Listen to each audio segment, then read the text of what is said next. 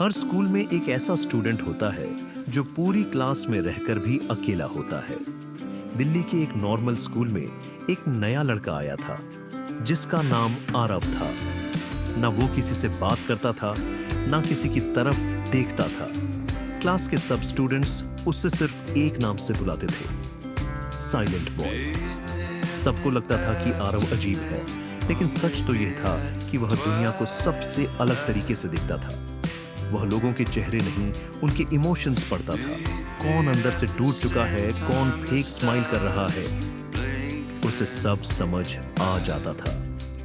हर दिन की तरह आरव लास्ट बेंच पर अकेला बैठा बारिश को देख रहा था। तभी उसकी नजर मीरा पर पड़ी, क्लास की टॉपर।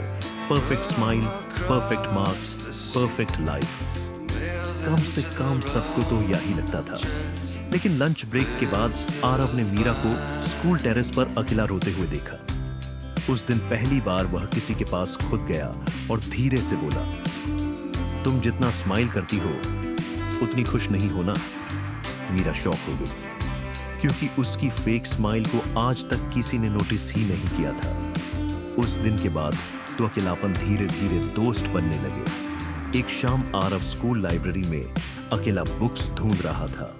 तभी उससे एक पुरानी नोटबुक मिली। वो नोटबुक नॉर्मल नहीं थी, क्योंकि उसमें फ्यूचर लिखा हुआ था।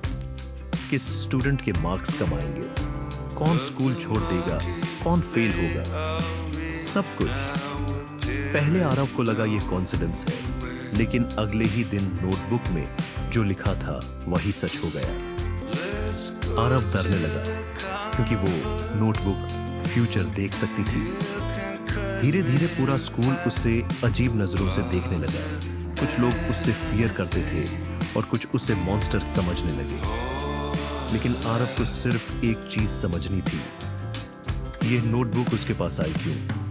स्कूल में एक बुली भी था, राघव। सब उससे हेट करते थे। लेकिन एक दिन आरव ने उससे हॉस्पिटल कॉरिडोर में अकेला खड़ा देखा। उसकी आंखों में गुस्सा नहीं, सिर्फ डांट था। तब आरव को पता चला कि राघव की छोटी बहन हॉस्पिटल में एडमिट थी। उसका गुस्सा एक्चुअली हेल्पलेसनेस थी। उस दिन आरव ने समझा कि हर रोडे इंसान के पीछे कोई हिडन पेन जरूर होता है। धीरे धीरे आरव पूरी क्लास को चेंज करने लगा। जो क्लास पहले टॉक्सिक थी, अब फैमिली बनने लगी। एनुअल फंक्शन वाले दिन नोटबुक का लास्ट हिडन पेज खुला। उस पेज पर सिर्फ एक लाइन लिखी थी, आरव खुद एक मेमोरी है। आरव की सांसें रुक सी गई। फिर अचानक उसके आसपास की पूरी दुनिया टूटने लगी।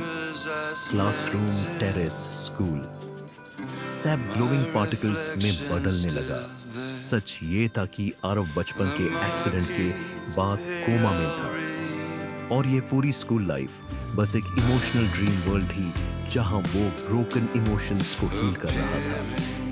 हॉस्पिटल रूम में मशीन की बीप धीरे धीरे सुनाई देने लगी, और काफी सालों बाद आरव ने अपनी आंखें खोली। उसकी मां खुशी से रो रही थी, और हॉस्पिटल की विंडो के बाहर मीरा खाड़ी मुस्कुरा रही थी। शायद कुछ लोग हमारी जिंदगी में इसलिए आते हैं ताकि जब हम टूट रहे हो तो वो हमें दोबारा जीना सिखा सके।